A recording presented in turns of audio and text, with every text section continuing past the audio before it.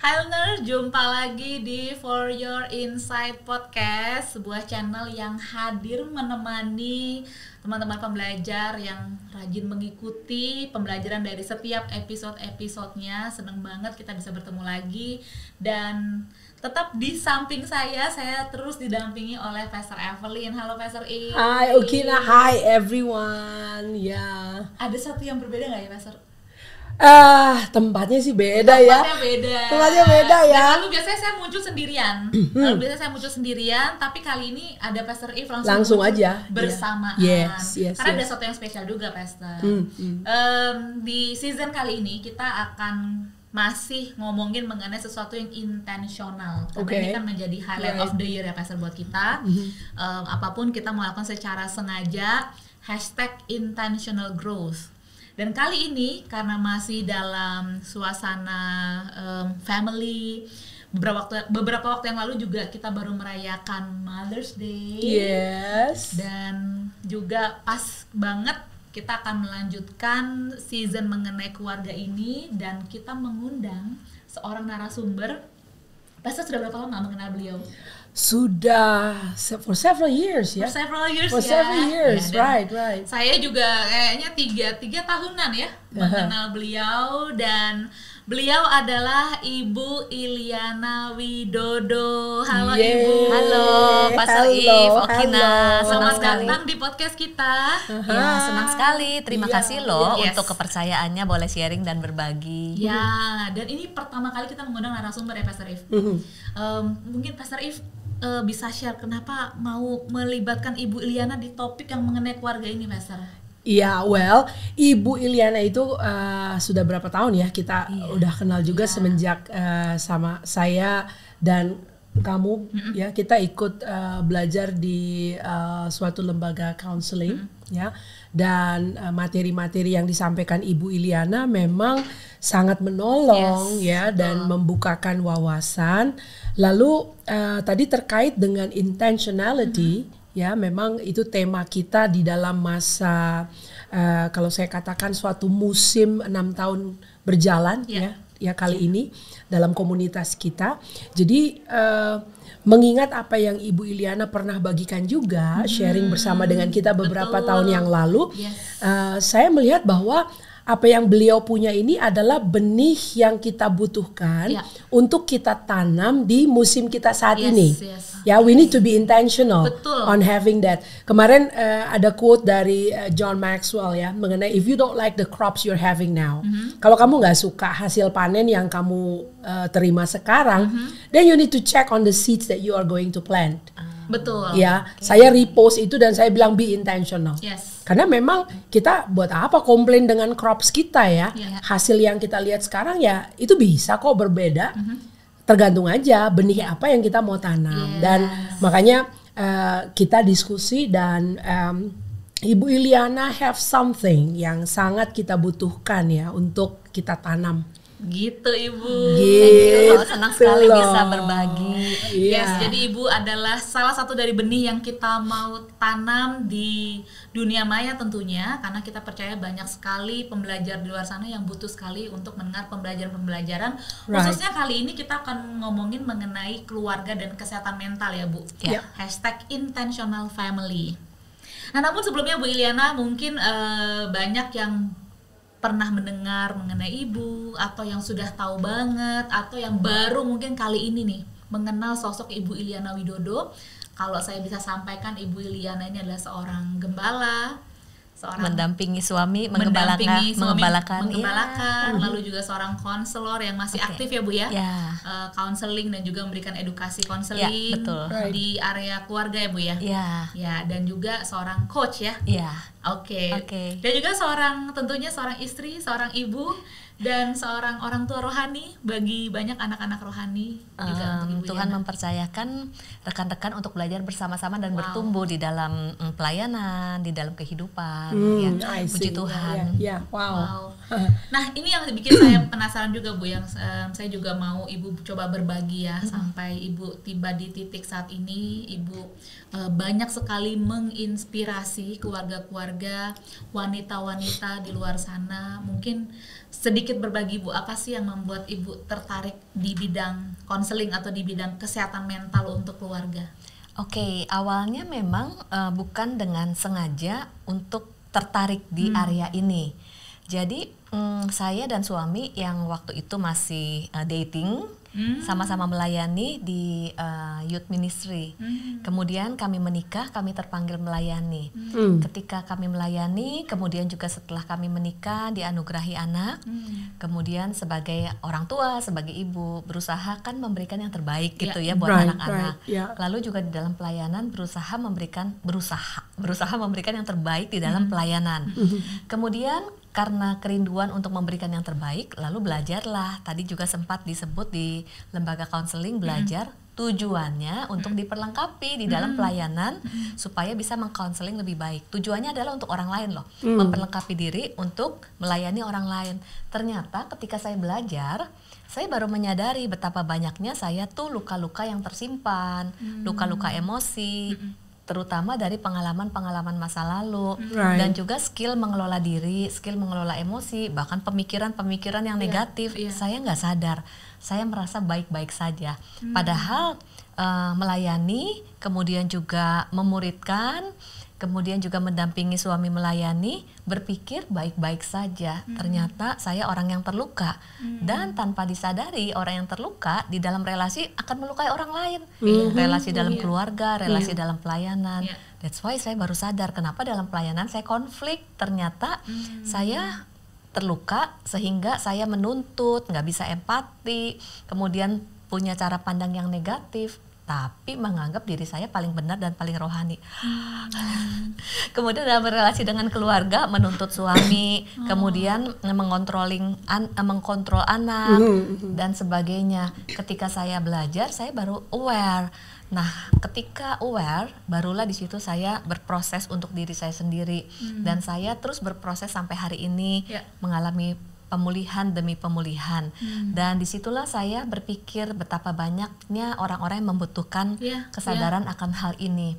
Sejak saat itu, karena ucapan syukur saya kepada Tuhan, dan itu adalah anugerah ya kalau saya bisa diproses, dipulihkan dan aware.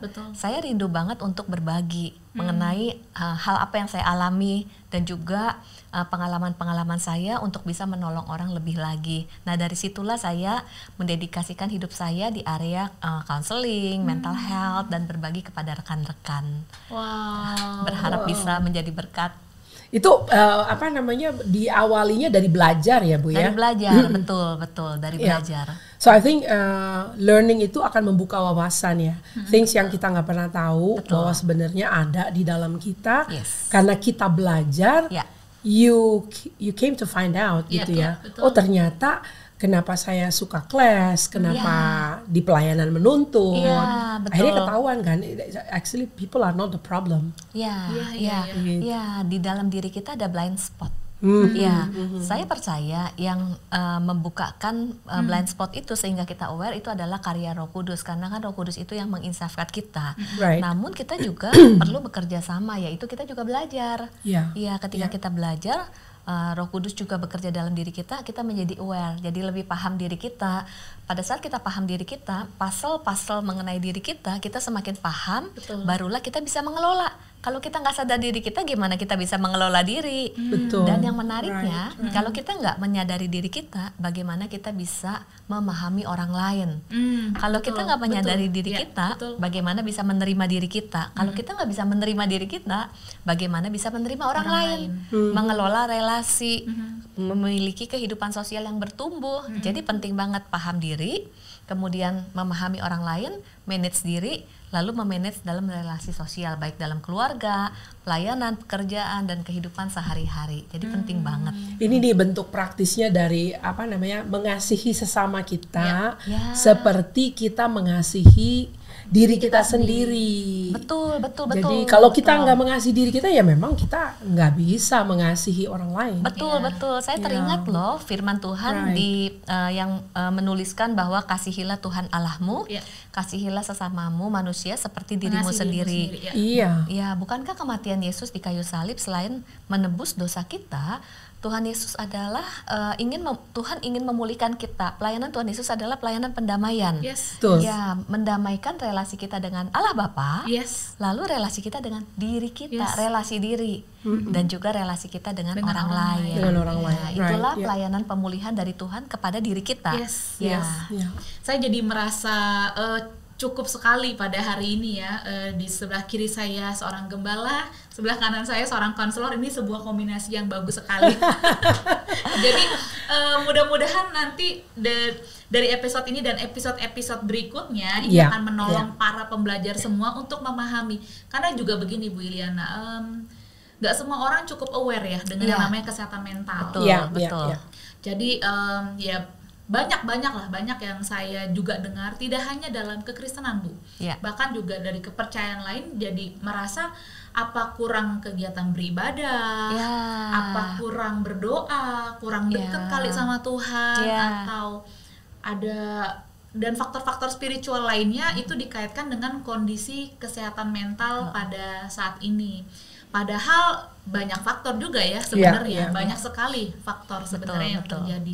Nah tadi kan Ibu bilang mulai belajar konseling atau kesehatan mental itu pada saat menyadari, wah saya sebagai istri gembala pelayanan kayaknya perlu diperlengkapi juga nih dalam bidang konseling. Ya. Ya bagus juga ya Bu ya, Ya. ada kesadaran untuk memperlengkapi diri. Ya. Tapi tadi kan Ibu bilang ternyata pada saat belajar kok menyadari juga ternyata ini yang membuat saya sulit untuk berelasi. Ya. Ada temuan-temuan ya. Ada konflik dan segala macam. Nah, boleh juga dibagikan juga nggak Bu? Sebenarnya penemuan itu waktu muncul pada saat Ibu belajar, apakah memang faktor yang membuat permasalahan mental kita itu yang terjadi hari itu, ataukah ada kaitannya juga dengan masa lalu, ataukah ada kaitannya juga dengan faktor luar? Apa sih Bu yang sebenarnya yang membuat kondisi mental seseorang Apa yang itu, Ibu temukan lah. jadi sebuah isu pada saat itu? Ya, ini menarik sekali yang saya temukan ya. Bukankah Tuhan mau kita bertumbuh dan juga sehat secara spiritual, fisik kita, dan juga jiwa, emosi. Nah, kenapa kita sesudah mengikuti Tuhan di dalam perjalanan kehidupan rohani, kita juga belajar firman, kita juga beribadah, dan ternyata kita tahu nih apa yang harus kita lakukan. Kita tahu prinsip-prinsip kehidupan. Lalu kita tahu, kita mengerti, tahu dan mengerti. Ini penting dan harus dilakukan langkah-langkahnya. Tetapi ketika ingin melakukannya dan saat melakukannya kembali sulit. Iya. Bukankah Paulus juga menuliskan yang kulakukan adalah yang tidak ingin kulakukan. Jadi ternyata pemahaman tentang firman lalu juga ingin melakukannya itu kenapa membelenggu kita? Karena ternyata ada pengalaman-pengalaman ya seperti luka, istilahnya tuh tanda kutip ya kerusakan-kerusakan yang diakibatkan pengalaman-pengalaman negatif yang kita alami. Kerusakan itu dalam arti luka emosi, kemudian pengaruh-pengaruh masa lalu, pengaruh pola asuh. Nah, ini mempengaruhi kita dan ini yang perlu diproses. Jadi proses inilah penting dan ketika diabaikan, ini akan membelenggu kehidupan kita. Jadi pada saat kita menjadi manusia baru, hal ini juga perlu diproses dan diperbaharui, mempengaruhi emosi dan juga mempengaruhi pola pikir. Temuan ini dan terkait banget dengan pengalaman-pengalaman masa lalu. Nah, kalau pengalaman masa lalu berarti ada kaitan dengan keluarga juga dong, Bu? Betul banget, betul banget. Ini ada istilah mengenai pohon keluarga. Ada peribahasa katakan buah jatuh tidak jauh dari pohonnya. Ada yang bilang tegak lurus. Ini versi amplified-nya bilang jatuhnya tegak lurus. Kalau tambahan dari saya jatuhnya sepohon-pohonnya juga jatuh. Jadi, pohonnya nimpa buahnya gitu. Waduh. Apakah ini juga kita bisa ambil kesimpulan ya Bu, kalau kita ini adalah buah dari sebuah pohon keluarga? Ya, betul banget. Nah, boleh nggak Bu dijelaskan? Iya, saat kita belajar tentang hal ini, kita pasti akan terkait dengan masa lalu dan juga pola asuh orang tua, bagaimana orang tua membesarkan kita. Namun yang perlu kita sadari ketika kita belajar ini bukan mencari kesalahan siapapun, bukan menyalahkan orang tua ataupun masa lalu, tetapi biarlah pemahaman kita tentang diri kita dan pohon keluarga itu menjadi sebuah terang yang memerdekakan kita, sehingga kita bisa berproses. Jadi disadari atau tidak disadari, kita kan hidup bersama dengan orang tua. Kemudian 24 jam ya kita bersama dengan orang tua. Nah, setiap keluarga punya pola. Setiap orang tua juga punya karakter, punya cara mengasuh. Karena kita berelasi dengan mereka terus-menerus tanpa sadar, hal itu terekam di alam bawah sadar, terekam di dalam diri kita. Dan juga bagaimana emosi kita bersama dengan orang tua itu pun terekam. Lalu saat itu terekam di alam bawah sadar, nah saat kita berkeluarga itu termanifestasikan di dalam relasi kita dengan suami dan anak-anak. Ya, jadi bagaimana papa dan mama kita berelasi. Nanti itu juga cara kita berelasi dengan pasangan, boleh dikatakan itu kita warisi. Kemudian bagaimana orang tua mendidik kita, membesarkan, nanti pola itu juga yang kita lakukan hal yang sama. Kemudian emosi orang tua, seperti misalnya orang tua yang cemas, orang tua yang memiliki luka, lalu orang tua yang memiliki kecanduan, ya cara skill mengelola masalahnya, itu kan yang dipelajari oleh seorang anak. Secara tidak sadar tuh anak-anak pelajari ya, menyerap. Bu, ya? Itu pasti menyerap, tapi tanpa sadar, walaupun tidak mau mempelajari, tapi anak itu adalah seorang penterjemah. Ya, menyerap dan menterjemah dengan ulung. Dia meniru. Dia pengamat, di anak-anak itu adalah pengamat yang tajam, tapi penterjemah yang immature. Jadi interpretasi dia terhadap apa yang dia lihat itu bisa sangat immature. Tapi pengamatannya jeli. Dia lihat semuanya gitu loh.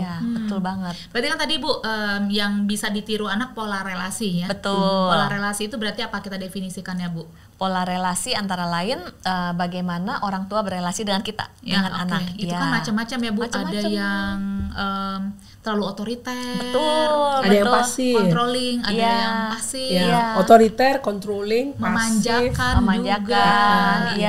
Dan Kan. sebenarnya itu yang padahal anak-anak menerima ya, Bu ya. Iya. Tapi bisa juga jadinya ditiru sama mereka ya, karena apa yang diterima itu yang mereka tiru. Betul. Bisa ditiru atau bisa berkebalikan 180 derajat. Oh, malah bisa berkebalikan. Jadi misalnya seperti ini, kalau kita dibesarkan oleh orang tua yang otoriter, dikontrol, kemudian nggak dikasih ruang untuk mengambil keputusan sendiri, untuk mengeksplor diri kita, terus semua diatur. Nah, anak yang dibesarkan oleh keluarga yang otoriter, nanti pada saat mendidik anak, itu bisa melakukan hal yang sama. Karena kan pola itu yang dipelajari mendidik anak-anaknya dengan otoriter juga, walaupun nggak suka. Kemudian anak yang dibesarkan dengan pola otoriter, ada kemarahan tanpa sadar, ketidaksukaan terhadap orang tua. Ketika ada ketidaksukaan terhadap orang tua, justru semakin kita tidak suka dengan hal-hal yang dilakukan oleh orang tua, itu yang semakin terekam di alam bawah sadar, yang semakin teringat di alam bawah sadar. Karena nggak suka, karena nggak suka jadi makin inget ya. Dan itu juga yang kita lakukan kepada anak-anak kita. Padahal nggak suka ya, Bu? Padahal nggak suka, benar. Ini ironis banget loh. Soalnya banyak orang-orang dewasa ya dalam pelayanan penggembalaan juga kan saya menemukan orang-orang yang berkata orang tua aku kayak gini gitu. Dan aku berjanji waktu masa kecilku aku tidak akan mau jadi orang tua yang kayak gitu. Atau aku tidak akan menikahi orang yang seperti bapakku atau seperti mamaku gitu ya. Tahu nggak kejadiannya begitu dewasa malah itu yang berulang. Bukan ini kan ironis loh. Itu ironis. Bukan hanya berjanji loh, bertekad dan bersumpah. Saya tidak mau. Pokoknya amit-amit gitu kan. Udah kalau benci-benci, dengkinya udah amit-amit. Terus kita yang sebagai orang dekatnya yang dengar kisahnya, terus kita lihat, tapi kayaknya kok kamu mirip seperti sosok yang kamu benci itu. Waktu kita berelasi. Betul. Atau misalnya nggak pulih ya hubungannya dengan ayahnya. Ya, ayah saya pasif gitu kan. Lah terus sekarang kamu dating sama orang yang pasif. Tertarik kok sama yang yang sama. Yang sebenarnya tidak dia suka. Padahal yang dia nggak suka. Nah ini kan aneh tapi kenyataan ya Bu ya. Betul, realita betul, loh. betul, Ya. betul. Jadi mata rantai ini akan berulang terus gitu. Dalam ruang konseling itu penjelasannya bagaimana Bu? Oh iya, di dalam ruang konseling pertama perlu aware dulu, ya bahwa memang saya ini mewarisi banyak hal dari orang tua. Ya, Kemudian jadi apa saja yang awareness ya. diwarisi, awareness itu penting. Iya. Ya. Apa yang disukai, apa yang tidak disukai dari Oke. orang tua itu penting banget. Oke. Right. Iya. Ketika kita aware tentang diri kita, barulah kita juga aware reaksi-reaksi kita. Oh pantesan, contohnya misalnya saya ada pola dari mama yang saya nggak suka. Oke. Nanti ya kalau saya jadi mama dan jadi istri nggak mau seperti itu. Dan ternyata itu kan yang saya ulang, tapi tanpa sadar berulang-ulang. Ataupun ketika saya tahu kenapa ya saya lakukan hal ini sama, kemampuan untuk mengubahnya tuh sulit banget. Sampai kapan? Sampai ketika saya bisa accept, menerima, berdamai bahwa memang saya seperti mama, kemudian bahwa mama adalah orang tua yang terbaik walaupun bukan sempurna, kemudian di dalam relasi dengan mama dan papa ada luka-luka yang ada, berproses untuk mengampuni, kemudian itu ternyata powerful banget loh, karena ketika kita nggak memproses hal ini, itu menjadi bahan bakar di mana pola dan celah dari masa lalu Semakin itu menguat. akan semakin akan memanifestasikan Jadi bensin, pola-pola. right. Iya, Ya, ketik- ya, ya. Rasa benci itu sebenarnya jadi bensin. Iya, rasa benci, rasa tidak suka, rasa kecewa itu menjadi bensin. Nah, setelah berproses di dalam kehidupan sehari-hari bukan berarti itu hilang. Jadi ketika berelasi dengan anak ada trigger, perkataan yang sama itu udah mau muncul, tapi saya seperti ada rem. Ada Oh, kemampuan oke. untuk Ada mengelola pengendali. diri dan aware. Oh iya, perkataan ini mulai muncul nih. Ya. Lalu saya di dalam diri saya bisa memproses, mengolah dengan perkataan lain yang lebih baik dan itu disampaikan. Karena bensinnya bahan bakarnya itu udah diproses. Dan Nah, ya, ya, itu ya, yang ya, berbeda. ya. Walaupun masih ada tapi kemampuan mengelola diri. Jadi penting banget itu. Kayaknya berarti I think we did that practice as well dengan berbagai macam trauma dan luka ya. Ya. Ini kan tidak hanya kita bicara mengenai konteks keluarga biologis tapi juga keluarga rohani kan. Ya. Jadi memang trauma itu kita tidak bisa hindari, kita nggak bisa lari lah Betul, istilahnya ya betul. dari hal itu.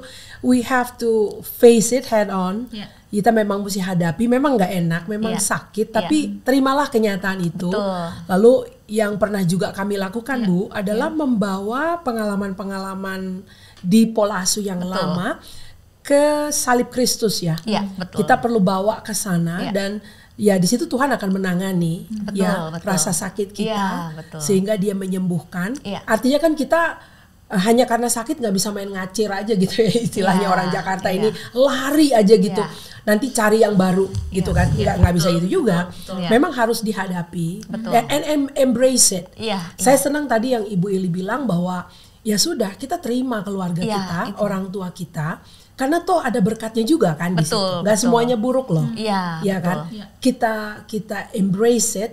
Ya, Namun membawa pengalaman itu good or bad Iya. ke bawah salib Kristus. betul, betul. Nah, disitulah kemudian you square it out karena hanya salib sih yang bisa saya rasa ya bisa Betul, patch up betul, everything gitu betul, loh. betul. Untuk memampukan kita dari titik salib itu juga untuk berjalan maju lagi ke depan. Iya, iya. Karena kalau nggak ada penanganan salib, saya rasa memang akan dibawa-bawa terus dan nanti akan jadi triggering ya Bu ya. Betul.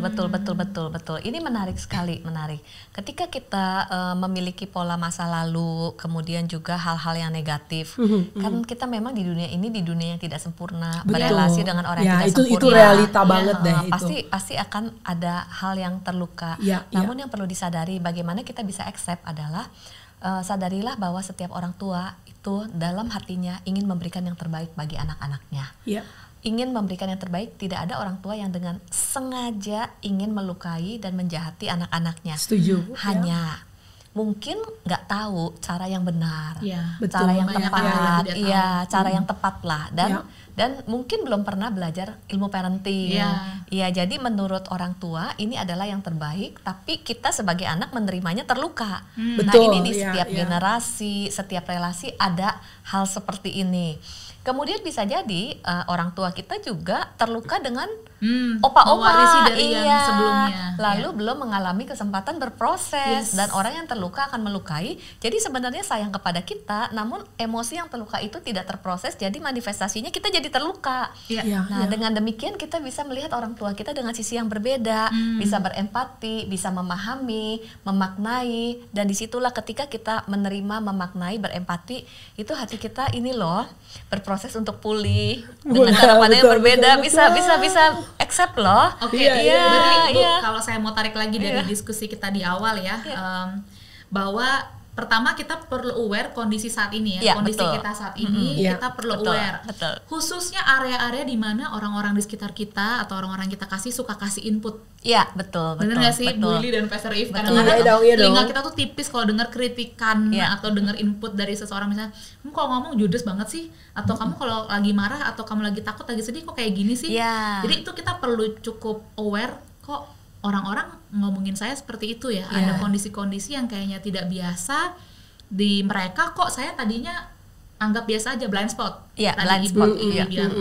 Lalu berikutnya berarti kan kita perlu cek sebelumnya kita bagaimana dibesarkan. Tadi Ibu bilang bagus juga sih langkahnya ya, biar teman-teman pembelajar juga bisa praktekkan. Mungkin dari papa dan mama kita perlu bikin daftar juga. Apa yang kita suka dari mereka dan apa yang tidak suka. Karena tadi yang Ibu Iliana katakan, yang tidak disuka itu jadi bensin loh. Kalau kita tidak peka dengan area yang kita tidak suka, apalagi tadi Ibu Iliana kasih contoh, Ibu tidak suka nih certain behavior atau perilaku dari mama, kok ternyata turun ke saya waktu jadi seorang ibu. Jadi kita daftarkan apa yang kita suka dan tidak suka dari orang tua kita, lalu oleh anugerah Tuhan, apalagi kalau pembelajar di rumah sudah mengenal dan mengalami Tuhan Yesus, kita bisa bawa ini ke salib Kristus, supaya punya kemampuan tadi yang Ibu Iliana katakan ya, bisa menerima kondisi orang tua, dan bisa pakai istilah berdamai. Berdamai, betul. Supaya kita tidak struggling dengan inner battle yang ada dalam diri kita. Saya rasa awareness itu penting banget ya, Bu. Penting. Membahas awareness tadi ya, yang pertama itu kalau saya juga mungkin boleh simpulkan. Jadi kenali dulu pola hari ini. From kenali pattern to process. Inputan dari orang, trigger-trigger. Berarti ini kalau sampai pola, berarti something yang happennya itu bukan cuma sekali. It has been that way. Jadi kalau ada situasi-situasi tertentu berulang, kenapa reaksinya selalu yang kayak begitu? Ya itu kan udah jadi pola kan. Either kita yang sadar atau orang lain yang mengingatkan, yang menyadarkan. Betul. Setelah mengenali pola, kita mengenali pengalaman-pengalaman masa lalu dan juga apa saja yang kita warisi dari orang tua. Ini menarik, hal yang simple ya untuk kita menyadari apa yang kita warisi dari orang tua. Jadi ada sebuah assessment, Family of Origin Inventory. Jadi kita mulailah mendata plusnya dan minusnya ya, hal positif dan hal negatifnya dari papa. Kemudian dari mama, positif dan negatifnya pasti ada ya, entah dalam sikap, behavior, cara pandang, relasi kita, perasaan kita dengan papa dan dengan mama, plus dan minusnya. Kemudian ini coba yuk kita merenung di usia 0 sampai 10 tahun. Plus dan minus dari orang tua. Lalu sebagai seorang anak, mana yang lebih favorit nih? Di kurun 0 sampai 10 tahun ya. Mana yang lebih favorit, papa atau mama? Setiap anak di dalam hati punya keberpihakan. Kalau dua-duanya favorit ada yang lebih, kalau dua-duanya tidak favorit ada yang paling tidak favorit. Ya. Lalu ada orang sesudah dipilih orang tua favorit dan kurang favorit. Nah, dari apa yang kita tulis ternyata kita mewarisi 80% dari sifat orang tua yang kurang favorit loh. Plus dan minusnya 80% plus dan minus dari orang tua yang non favorit justru. Kemudian dari orang tua favorit kita mewarisi 20% yang negatifnya. Nah, itu bisa dijelasin nggak tuh kenapa we did that exercise before? It was really a surprise loh. Kenapa? Kenapa tuh? Di usia 0 sampai 10 tahun itu adalah masa-masa kita merekam. di Betul, dalam betul. masa kehidupan kita merekam dan itu tertanam. Golden years ya. Iya, benar. Dan Otak kita lagi berkembangnya. benar. Dan yang keserap justru dari yang tidak favorit, Iya. both positive and negative traits-nya. Iya, benar. Itu yang malah keserap. Betul. Bukan dari orang tua yang favorit malahan ya. Bukan. Nah, itu tuh. Itu yang tadi. Karena apa yang kita tidak sukai itu justru yang terekam dan itu yang kita lakukan. Ya, itu yang terekam Wih. lebih kuat ya. Iya, lebih daripada kuat. pengalaman positif. Iya, lebih kuat. Jadi waktu membuat list ini, jadi kita bisa melihat diri kita ada di sini sebenarnya. Iya, ada di sini sebenarnya. Ketika kita sudah melihat hal ini, di situ kita mulai berproses yang tadi dikatakan acceptance itu. Ya. Sadarilah dan terimalah bahwa memang kita anaknya papa dan mama dan memang sifat-sifat ini ada pada kita. Lalu yang dinamakan berdamai dengan masa lalu itu penting banget karena tadi yang kita paling nggak suka itu terekam. Jadi berdamai itu dalam arti membawa kepada salib Kristus, kita juga melepaskan pengampunan. Karena misalnya saya sebagai seorang anak wanita, anak perempuan, saya punya luka terhadap papa. Iya. Kemudian saya nggak berproses dan mengampuni, kemudian saya menikah, ini mempengaruhi bagaimana perlakuan saya kepada suami saya. Betul. Ya. Jadi saya jadi sulit mengasihi suami saya yang adalah pria dan sulit untuk menjadi ibu bagi anak laki-laki. Jadi perlu banget untuk berproses dengan papa. Sampah-sampah emosi yang tersimpan dengan papa, tanpa sadar nanti pada saat menikah akan termanifestasikan kepada suami. Iya, lalu misalnya kesalahan-kesalahan papa yang tersimpan, misal ya, misalnya papa sering lupa jemput di sekolah, itu ada luka. Kemudian, dan ini kisah nyata, paling banyak konflik dengan suami ketika kapan? Ketika suami terlambat jemput sekolah. Nah, ini sangat relate banget. Iya. Polanya mirip ya. Iya, ada kalanya yang mirip dan itu menjadi trigger Dan untuk itu jadi konflik. trigger, betul. Begitu ada situasi yang mirip jadi trigger. Iya. Oke. Demikian juga relasi dengan mama. Kalau saya punya luka dengan mama dan saya nggak mengampuni, saya sulit menjadi istri yang baik buat suami saya dan sulit menjadi mama yang baik buat anak perempuan saya. Jadi pentingnya berdamai juga mengampuni. Barulah kita bisa mengubah pola kita yang saat ini. Setelah hati kita, pemikiran kita berproses dan dipulihkan. Jadi banyak kala kita ingin berubah, udah tahu tipsnya, lalu kita ingin mengubah behavior. Sedangkan perubahan Behavior modification ya, itu. bener. Kita modif tuh Dari perilakunya. Tidak permanen. permanen itu, berulang ya. nanti Iya, berulang benar. lagi. Berulang Jadi lagi, yes. dari inside out, dari dalam diri Yes. kita. Ya, Iya. itu. Dan pada saat kita mau berubah, terus juga belajar cara komunikasi yang baru, yang baik seperti apa. Karena kalau nggak akan mengulang cara benar, komunikasi benar, papa benar, mama, benar. cara Benar, bertengkarnya juga mengulang. benar, Iya, benar. cara menghabiskan waktunya juga akan mengulang yang sama. Cara Iya. menghadapi masalah. Iya, dan terutama cara konflik juga loh. Betul, cara konflik. Entah Cara saling- berkonfliknya sama juga iya, ya. cara Iya. Perang mungkin dingin mengkritik, kah? Iya. mengkritik, memaki, fight, flight atau freeze ini Iya. diulang. Iya. Tapi kalau kita sudah berdamai di dalam hati kita, lalu kita belajar, kita melatih diri kita dengan pola-pola yang baru. Ini penting banget. Nah, ini yang saya maksud tadi, menanam benih yang baru Iya. secara intensional. Makanya intentionality-nya itu apa? Iya. Fahami mulai dari self awareness. Iya. Jadi kan mau tidak mau memang pada akhirnya kita apa yang selama ini mungkin kita lari daripadanya ya, Iya. masa lalu, Iya. trauma, ya yang kita udahlah lupakan aja. Pokoknya aku akan mulai aku yang baru, Iya. keluargaku yang baru. Enggak, itu pasti akan berulang. Iya, betul, Jadi betul. memang harus revisit, Yes. ya Iya, kan, iya. and bring it to the foot of the cross, bawa ke bawah kaki salib Kristus itu, barulah kemudian penanaman yang baru secara intensional Iya. bisa dilakukan. Betul banget. Iya. Betul. Jadi memang nggak bisa di skip ya Bu Berarti ya. kalau dalam langkah ya, Bu Ili dan Pak Sarif dalam langkah nih. Pertama berarti aware. Iya, Iya. betul. Kita masih aware dulu Iya. pola-pola yang kayaknya kurang tepat ada dalam diri saya akibat kesadaran diri maupun input dari orang-orang Iya, tua. Yes, betul. Lalu admit, ini juga nggak mudah loh. Iya, betul. Admit bahwa iya sih, aku begitu nih orangnya. Iya. Karena kalau masih in denial sulit juga Sulit, mau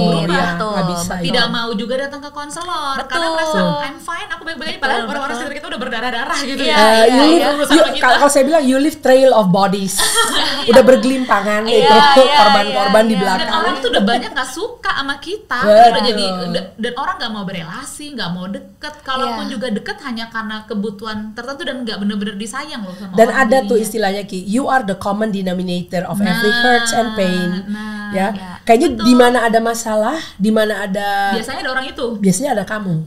Kan gitu kan. Itu berarti you are the common denominator of every Bener, Pastor. Dan Bu heartaches Ili, and untuk pain. sampai di titik admit itu tidak mudah. Oh, berat Maka kita bisa itu. bilang itu Tidak anugerah. mudah. Untuk Anugerah. sampai bilang iya Tidak sih, mudah. saya Iya, ada iya. yang seperti itu. Betul. Lalu langkah berikutnya kan berarti aware, admit, lalu kita accept. Ya, Nah, ya. di bagian accept ini ya butuh proses, ada pendampingan, Ya. mungkin didampingi oleh gembala ya, atau konselor, support system. support Ya, system, right. Safe person. Iya, Ya. karena menyadari kelemahan itu kan juga pasti kayak, hah, ternyata aku seburuk itu ya. Itu kan juga nggak mudah sampai Ya. akhirnya di titik bisa menerima ya Bu ya.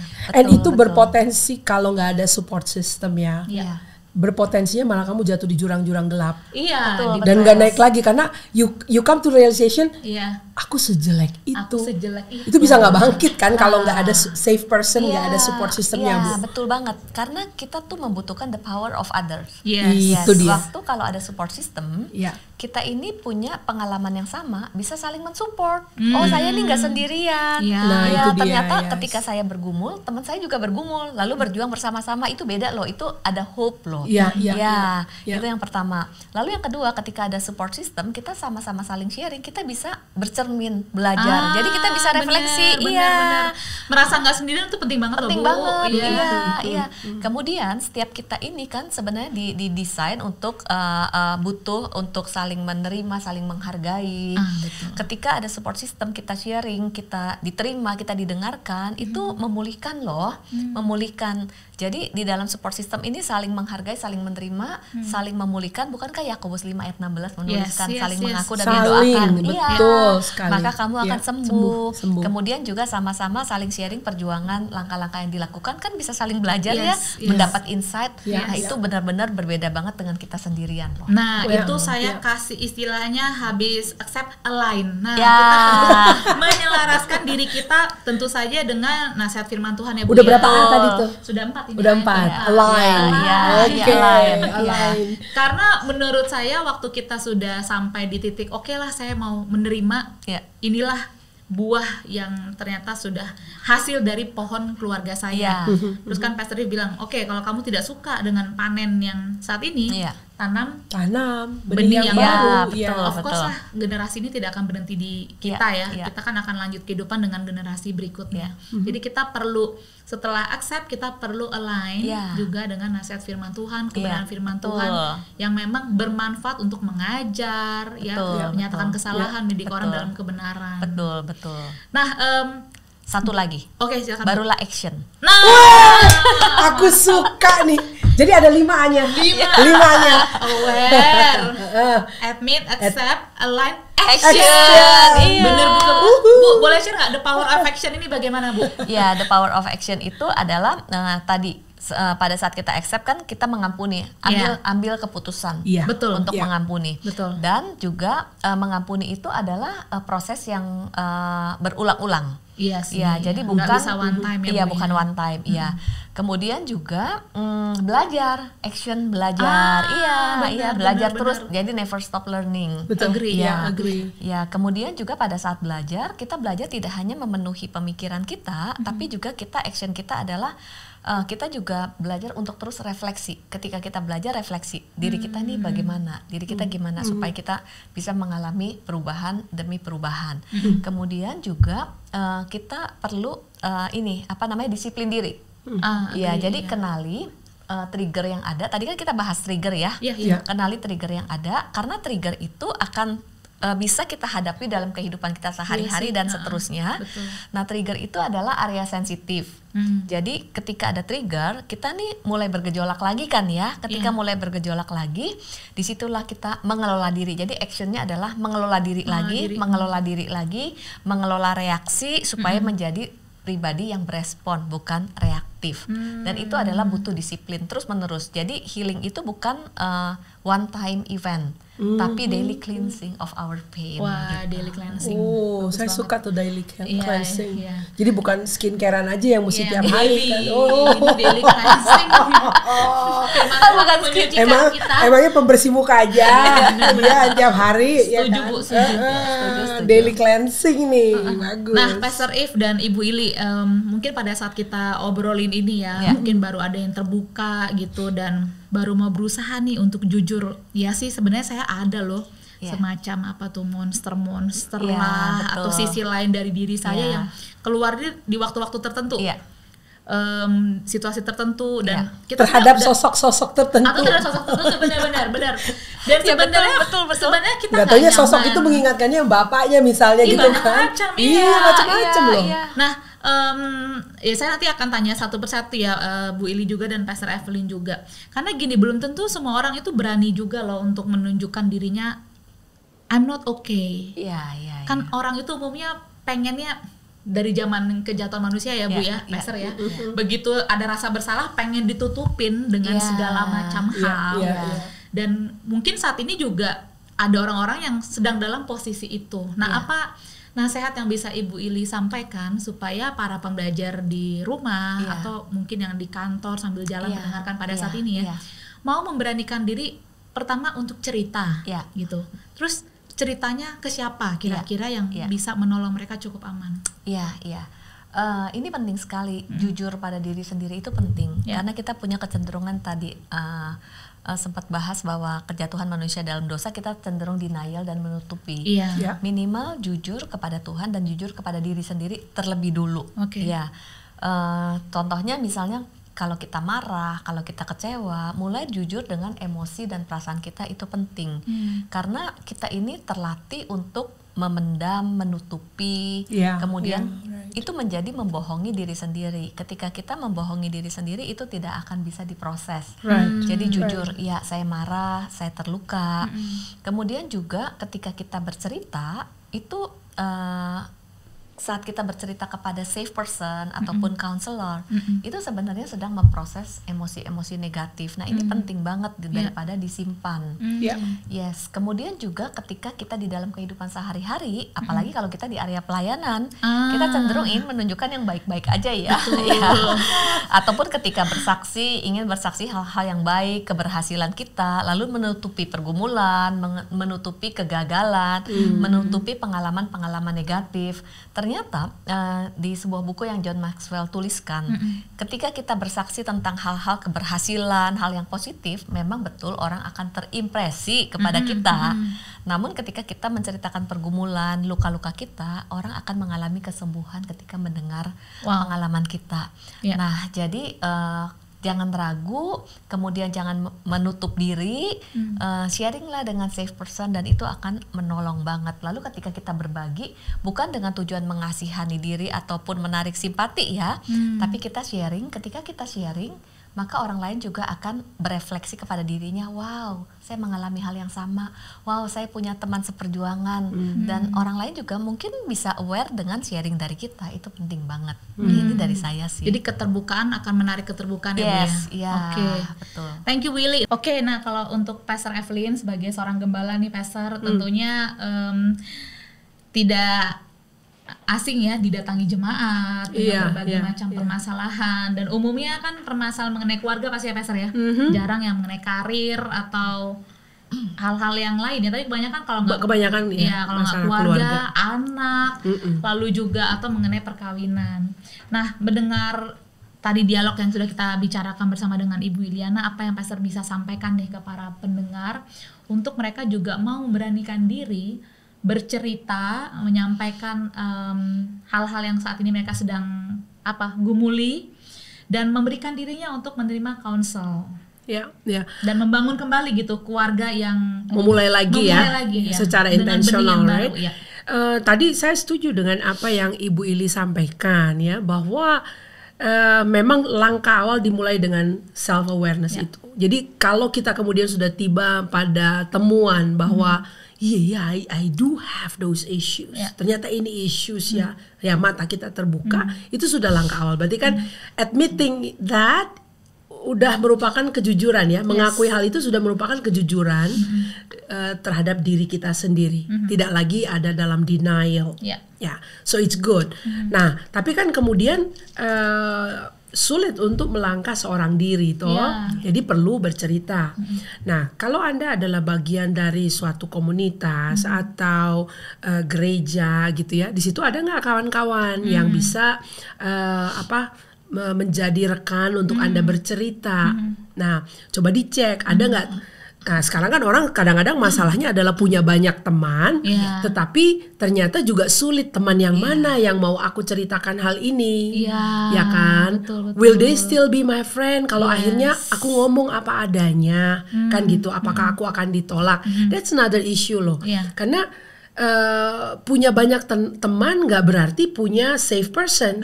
Di antara jajaran kawan-kawan yang banyak itu ya nggak ada juga safe personnya. Itu bisa jadi catatan juga sih. Apalagi apalagi ini orang yang sudah terlibat di pelayanan, punya jabatan, nggak mudah. Ini kalau ngomong udah di posisi saya nih, ya kan, menggembalakan, orang kenal, kita khotbah di mimbar, ya termasuklah ya sebagai hamba Tuhan, you do need friends. Betul banget. You do need friends, you do need safe person, dan yang namanya teman, yang namanya safe person itu tidak turun dari langit. Betul. Ya, jadi Yesus akan kita sambut di awan-awan permai. Tapi yang namanya teman, tidak turun dari safe langit. person itu tidak turun dari langit di awan-awan permai. Itu orangnya pasti masih nginjek bumi juga. Nah, artinya you do need to make friends. Ya, betul banget. Ya, you need to invest on some good relationship, gitu kan. Kadang-kadang kita juga terus terang ya Bu Ilia, sebagai hamba-hamba Tuhan tuh cuma kenal di mimbar. Tukar mimbar gitu loh. Oh ya, ya betul, kan? Betul. Jadi do we sit actually together, ya kan? Kita ngopi bareng nggak sih? Kita nongkrong bareng nggak, ngobrol, cicet lah hari-hari gitu kan? Itu kan that's how you make friends. We do things together, have fun together. Makanya abis ini kita mau lunch bareng. Wis ya. Iya dong. Di sini kita cultivate friendship, friendship cuma untuk podcast aja. Jadi artinya kita nih yang bertiga ini, kita nih teman juga gitu loh. Ini kita friends juga. Jadi hubungan juga dibangun. Hubungan dibangun. Betul. Dan saya sangat pro dengan yang itu. Ya.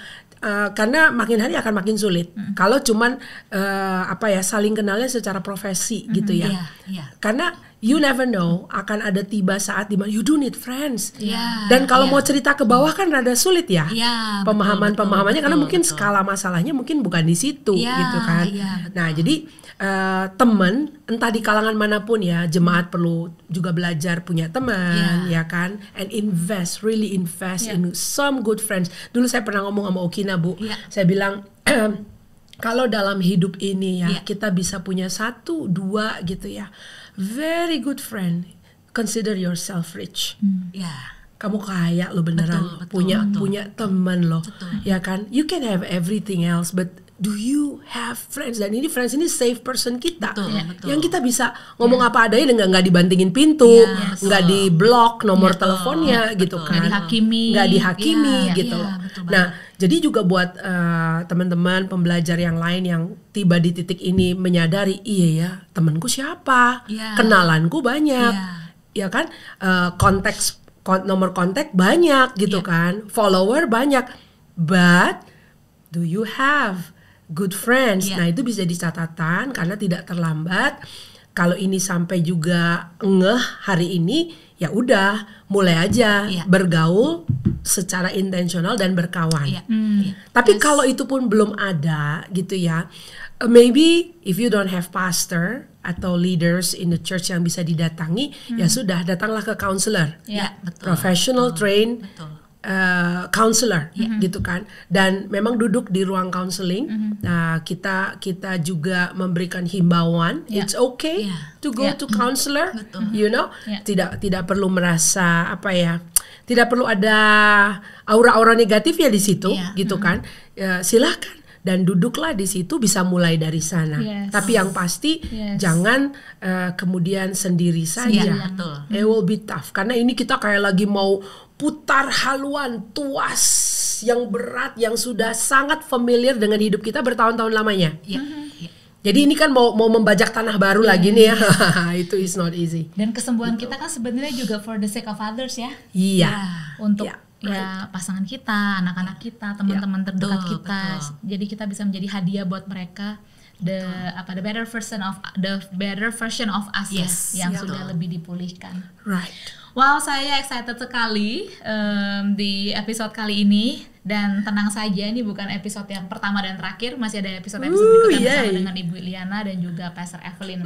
Oke, yang episode ini kita selesai di sini, kita akan sambung lagi di pembelajaran berikutnya. Thank you so much Ibu Iliana dan juga Pastor Iliana yang episode pertama kita, dan kita akan lanjut nanti di episode berikutnya.